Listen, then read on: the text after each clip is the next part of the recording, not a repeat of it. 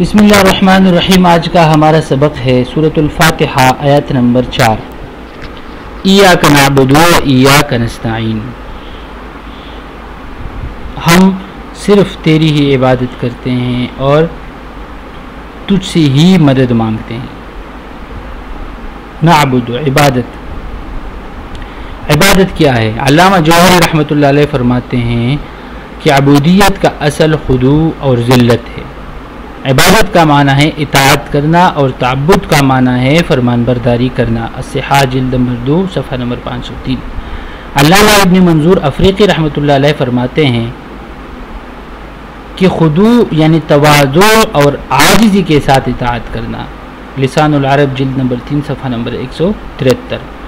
دوسرے ائمہ لکھتے ہیں کہ عبودیت کے معنی ہیں رب کے فعل پر راضی ہونا۔ عبادت کا معنی ہے ایسا فعل کرنا جس سے رب راضی ہو۔ اس وجہ سے کہا گیا ہے کہ آخرت میں عبادت ساقط ہو جائے گی، عبودیت ساقط نہیں ہوگی، کیونکہ عبودیت یہ ہے کہ دنیا اور آخرت میں اللہ کے سوا کسی اور کی حقیقت میں متصرف ہونے کا عقیدہ نہ رکھے۔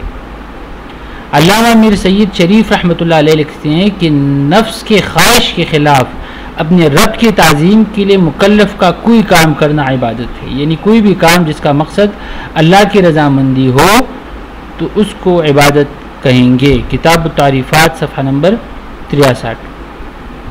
قرآن کریم میں عبادت کا لفظ توحید اور اطاعت کے لیے استعمال ہوا ہے۔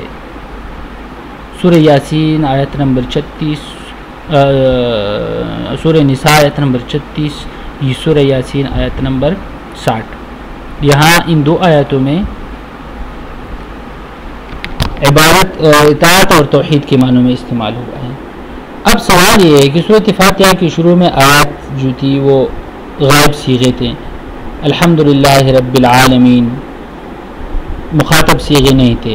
یہاں پر مخاطب کا صیغہ ہے ایاک نعبد۔ کیوں؟ وہ اس لیے کہ ایک وجہ تو یہ کہ جب بندے نے اللہ کی صفت ربوبیت، رحمت اور اس کے مالک ہونے کا ذکر کیا تو اس کو حریم ناز میں داخل ہونے کی اجازت ملی اور اس سے کہا گیا کہ اب جو کہنا ہے بالمشافع کہو۔ تو بندے نے کہا ایاک نعبد و ایاک نستعین، یعنی پہلے شروع میں غیر موجودگی میں، مطلب سامنے نہیں، اس کی غیر موجودگی میں تعریف کیا اللہ کا، اللہ کی ربوبیت کا ذکر کیا، رحمت کا ذکر کیا، اس کے مالک ہونے کا اقرار کیا، تو اس کے بعد اس کو اندر داخل ہونے کی اجازت ایک قسم کی دی گئی، اور اب وہ بالمشافعہ بات کر رہا ہے اللہ سے کہ ایاک نعبد و ایاک نستعین۔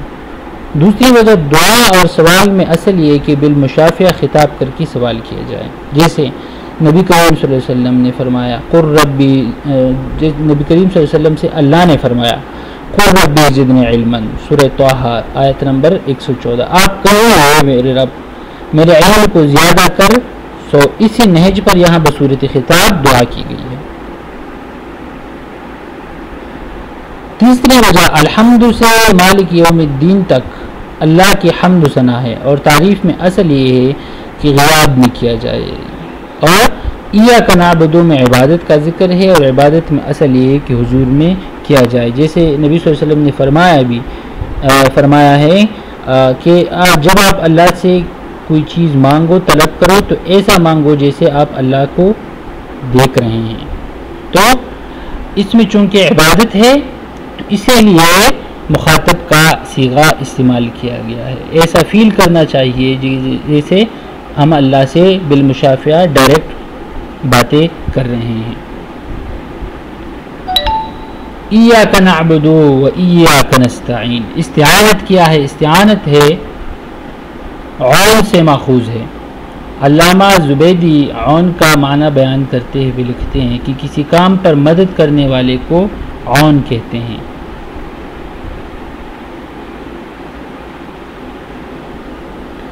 عرب کہتے ہیں کہ جب قحط آتا ہے تو اس کے ساتھ اس کے اعوان بھی آتے ہیں، یعنی ٹڈیاں، مکھیاں، بیماریاں۔ لیث ایک بندہ نے کہا کہ ہر وہ چیز جو تمہاری مدد کرے وہ تمہاری عون ہے، جیسے روزہ عبادت کے لیے عون ہے، اس کی جمع عوان ہے۔ علامہ ابو جعفر ابن جریر رحمۃ اللہ علیہ فرماتے ہیں ایاک نستعین کا معنی یہ ہے کہ اے ہمارے رب، ہم اپنی عبادات، اپنی طاعات اور اپنے تمام معاملات میں صرف تجھ سے ہی مدد مانگتے ہیں، تیرے سوا اور کوئی مددگار نہیں ہے۔ کفار اپنے معاملات میں اپنے باطل معبودوں سے مدد طلب کرتے ہیں، اور ہم اخلاص کے ساتھ تیری عبادت کرتے ہیں اور اپنے تمام امور میں تجھ سے ہی مدد طلب کرتے ہیں۔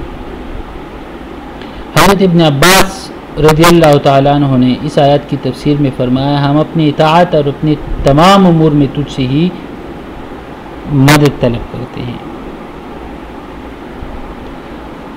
اب ایک اور سوال ہے کہ عبادت کو استعانت پر مقدم کرنے کی کیا وجہ ہے؟ یعنی ایسا ہونا چاہیے تھا کہ ایاک نستعین و ایاک نعبد۔ اگر یہ اعتراض کیا جائے کہ عبادت بھی اللہ کے بغیر نہیں ہو سکتی، پھر بظاہر یہ چاہیے تھا کہ پہلے ایاک نستعین ہوتا اور پھر ایاک نعبد ہوتا، تو اس کا جواب یہ ہے کہ واو ترتیب کا تقاضا نہیں کرتی، جیسے قرآن مجید میں ہے سورہ آل عمران میں آیت نمبر 43، یا مریم اقنتی لربک واسجدی وارکعی مع الراکعین، اے مریم اپنے رب کی عبادت کر، سجدہ کر اور رکوع کرنے والوں کے ساتھ رکوع کر۔ اس آیت میں پہلے سجدہ اور پھر رکوع کا ذکر ہے، حالانکہ ترتیب کے اعتبار سے پہلے رکوع اور پھر سجدہ ہے۔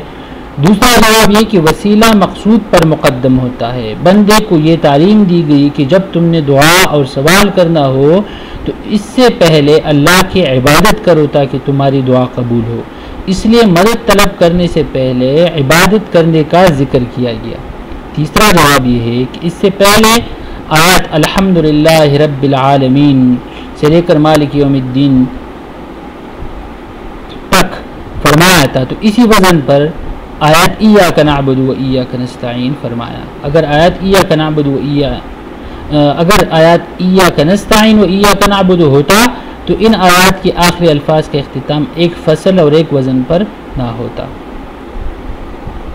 اچھا، علامہ آلوسی فرماتے ہیں کہ استعانت میں عموم ہے، ہر چیز میں ہم صرف تجھ سے استعانت طلب کرتے ہیں، کیونکہ صحیح حدیث میں نبی کریم صلی اللہ علیہ وسلم نے فرمایا، حضرت ابن عباس سے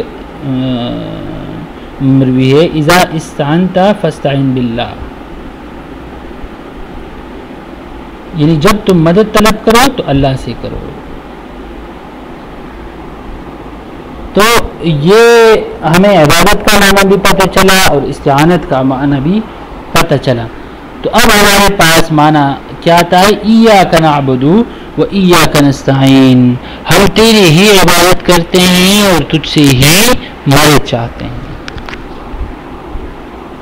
تو انشاءاللہ کل آپ کے ساتھ آیت نمبر 5 کے ساتھ حاضر ہوتا ہوں، تب تک کے لیے اجازت دیجیے، اللہ حافظ۔